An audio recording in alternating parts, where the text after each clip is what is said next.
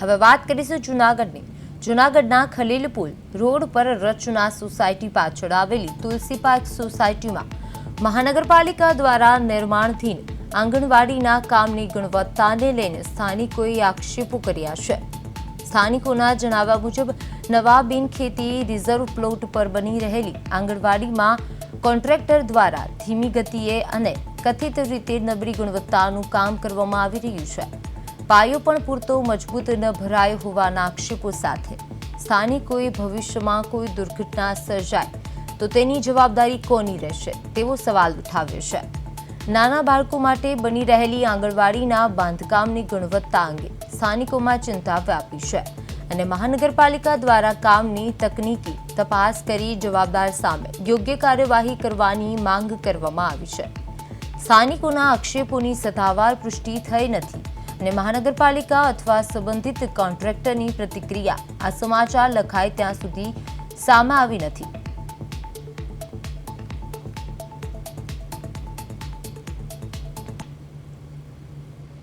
આંગણવાડીનું કામ થઈ રહ્યું છે એ ખૂબ નબળી ગુણવત્તાનું થઈ રહ્યું છે.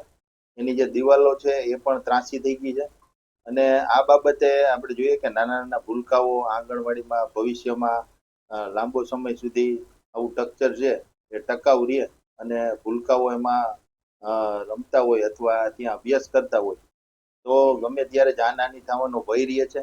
એટલે આ જે આંગણવાડી છે એમની 2 દિવસ પહેલા અમને ફરિયાદ મળેલી હતી.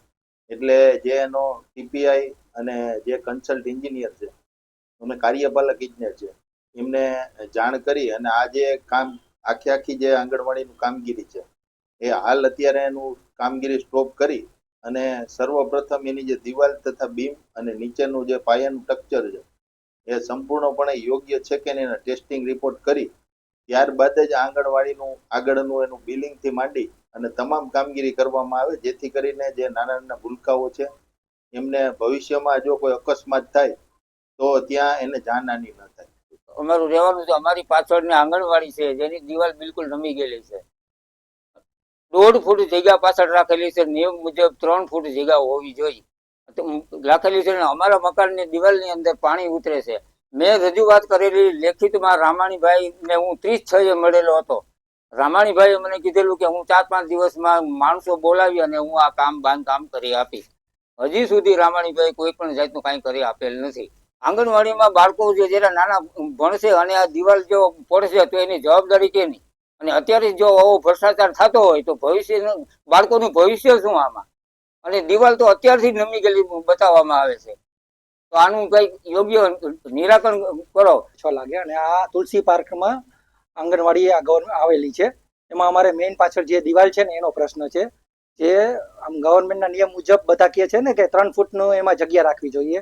અને જ્યારે બાંધકામ ચાલુ થયેલું ત્યારે જે આના બાંધકામના મેઇન હતા જે બાંધકામ શાખાના ટૂંકમાં જે વ્યક્તિ અને અમે કીધેલું વાત થયેલી બધી અમારા સોસાયટી વતી તો એને કીધેલું તમે જે કહેશો એ અમે રીતના કરી નાખશું. અમે ત્યારે દિવાલની પણ ના પાડી કે અત્યારે એમ કે છે ફરી ગયા છે કે અમે દિવાલની વાત જ નથી થઈ. અને અત્યારે દિવાલ બની ગઈ ને 15 ફૂટની વગર કોલમે.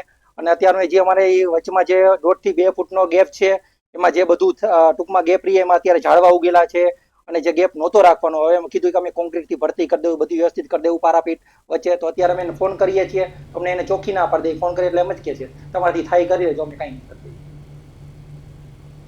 હવે વાત કરીશું ગાંધીનગરની. ગાંધીનગરના સેક્ટર 22 વિસ્તારમાં વિકાસના કામ વચ્ચે બેદરકારીનો ગંભીર આક્ષેપ સામે આવ્યો છે.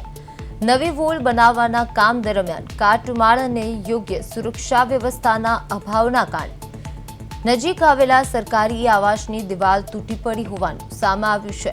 આ ઘટનાથી સ્થાનિક રહેવાસીઓમાં ભારે રોષ ફેલાયો છે. રહેવાસીઓએ જવાબદાર એજન્સી સામે કડક કાર્યવાહી થયેલા નુકસાનનું વળતર અને સુરક્ષિત રીતે બાંધકામનું કામ પૂર્ણ કરવાની માંગ ઉઠાવી છે. સમગ્ર મામલે સંબંધિત તંત્ર દ્વારા તપાસ હાથ ધરી જવાબદારો સામે યોગ્ય કાર્યવાહી કરવામાં આવે તેવી માંગ પણ જોર પકડી રહી છે.